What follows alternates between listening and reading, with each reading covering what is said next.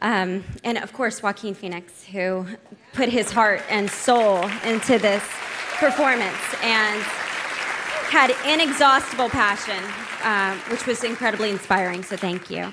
I want to say thank you to Joaquin Phoenix, who just put his heart and soul into this performance. His commitment and passion for this character and for this performance was just remarkable, and I feel so lucky to have gone on this journey with you. How you doing? You know, I've always liked you. I've been to see your movies. I've always liked you. I recognize you as a powerful talent. The Johnny Cash thing, you were tremendous in that. Why does he call you angry?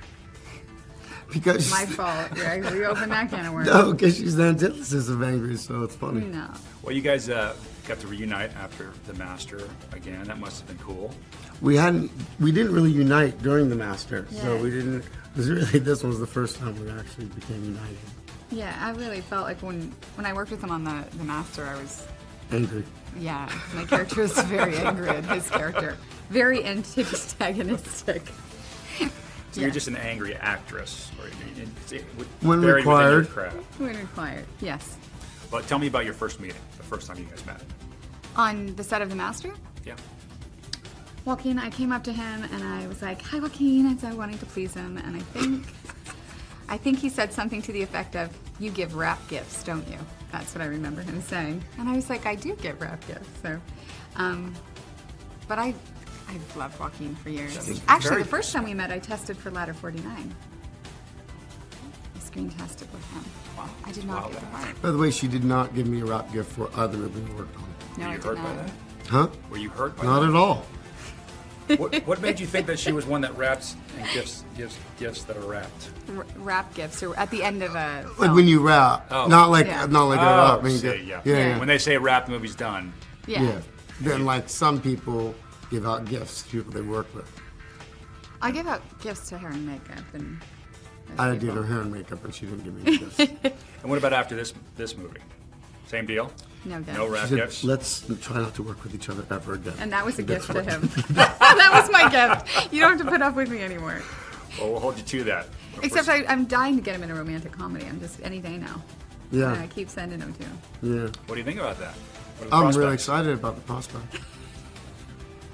Are you being serious with me? No. This is the second time you two have worked together. Last time on The Master, which of course was a very different type of relationship between you two. How did that chemistry help develop your relationship in her? Wow, Danielle, great question. I'm not sure. I'm sure there's things subconsciously that affect you. Yeah. We didn't really. We only interact in one, like really truly interact in that one scene. Mm-hmm.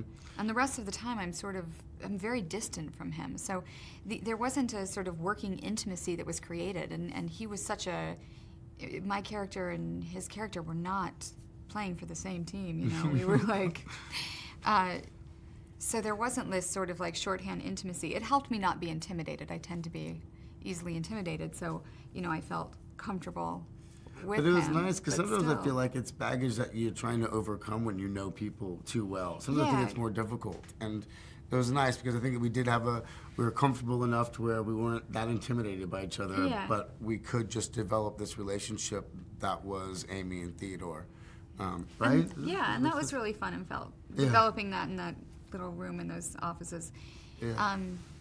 It was fun. It was fun to get to know Joaquin and get to know Joaquin as Theodore as well. First day on set, which was like a test shoot day, Paul Anderson, the director, had sort of warned us that we were just going to sort of mess around. It wasn't necessarily anything we were going to keep. And we shot a scene that ended up, we shot a scene out on the beach, and it was a scene from the book where Doc Gumshoe, private detective Doc, is coming down from a particularly moving LSD trip, and I, as his friend, am sort of talking him down, and he's having an emotional reaction to some of the visions that he had, and so we shot this scene out on the beach in the dying light, and I'm supposed to be comforting Doc and telling him to stop talking, basically. He's trying to tell me about his LSD trip, and I'm trying to get him to stop telling me about it because it's sacred and private, and he won't stop telling me about it. And at one point, I asked Paul, like, what do I do if he doesn't stop? I threatened to hit him, like, what if he doesn't stop? And he's like, well, hit him. You do have to hit him if he doesn't stop. The stakes have to be real. So at some point, I hit Joaquin Phoenix in the face, and he was like, he stopped me. He was like, I don't believe that hit. That's not a real hit. That's not nearly hard enough. So we did like 10 or 11 takes where I hit him harder every time in the face, but I apparently couldn't do it hard enough to be convincing. And then we wrapped for the night, and I was 100% sure that I was going to be terrible in the movie. And Paul pulled me aside and gave me a little bottle of whiskey, and he was like, you're going to go home tonight, and you're going to be sure that you were terrible and that you will be terrible in this movie. And I was just telling you that right now because it's going to happen. That's what happens.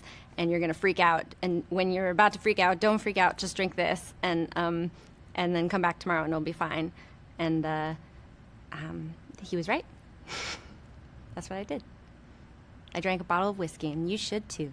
Now, Joaquin obviously has worked with Paul before. What kind of relationship do they have, and why do they suit each other, do you think? When I saw The Master, I was blown away with what Joaquin did. I mean, I thought it was one of the greatest performances I've ever seen. And, yeah, so very quiet, very kind of intrinsic, whereas mine was much more verbal. I asked a lot of questions and, slow to the take. I love my relationship with him just because it's out there, it's verbal. We get together, we talk about a bunch of stuff, where he and Joaquin are much more, they can just look at each other and know and then go in a different direction. But there's always, between the three of us, especially with the scenes that Joaquin and I did, and I feel like Paul he was in those scenes too. It wasn't just a director over there looking from behind a camera. There was an incredible kind of fun electricity going on where you knew anything could happen. And if we all have our understanding of Joaquin, where he kind of does what he wants to do, which is great. And then I have a little bit of that too. So you put two of those guys together, and then kind of anything can happen. And what you saw is definitely the tamed down version of what we did. Interesting. Yeah. The frozen banana scene in the car became an instant classic. Okay. I mean, there was laugh out loud. I don't know if that's good or not, but yeah, I'm glad we did it. And that was like a spur of the moment thing, It got Paul laughing, and that's all I cared about at the moment. Oh my God, I laughed out loud. Okay. And the look on Joaquin's face is... You can't do that without the Joaquin look. Without Joaquin in the car, it doesn't work. It's only through his looks. I mean, that's a lot of this stuff, like what we did, and a lot of what was funny was based off, in the end of the thing, when Joaquin has a tear coming down for this pathetic guy who's munching on all the pot afterward, you can't have Bigfoot without Doc.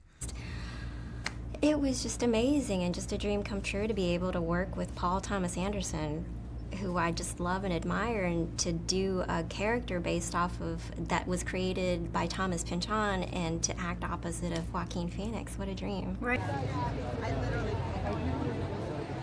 It was so great to do this movie with Joaquin, and we had like 3 days of just hanging out and laughing the whole time, to the point that Paul Thomas Anderson was like, you guys, we have to shoot a movie. Owen is great, Reese is great, Benicio's great, Joaquin is always great. So that's always fun. Whether it's an amalgamation of scenes, whether you can follow the plot or not, it's fun to see that kind of an era in a place like Gordita Beach, which is basically Manhattan Beach, and it's stuff that I love. It's my heritage, it's my lineage, so it's stuff that I love. The BAFTAs are always important, some first-time nominees here tonight. Are you across the movies elsewhere, like 1917 or any of them? Have you watched a lot of those films? I've seen everything.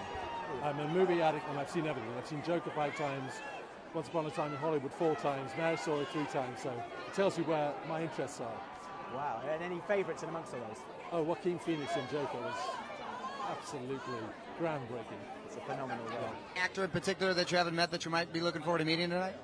Well, I've worked with Joaquin before, but I'm very excited for him. I thought his performance was unbelievable. Yeah, I'm rooting for everybody. I never like to root. I'm just rooting kind of for the whole... Celebrating the art. Yes, the whole team. Everyone's won. I love Joaquin because he's bananas. I think it's really fun to watch him because he's got so much going on in his head. He's trying to get it out. It's just fun to watch.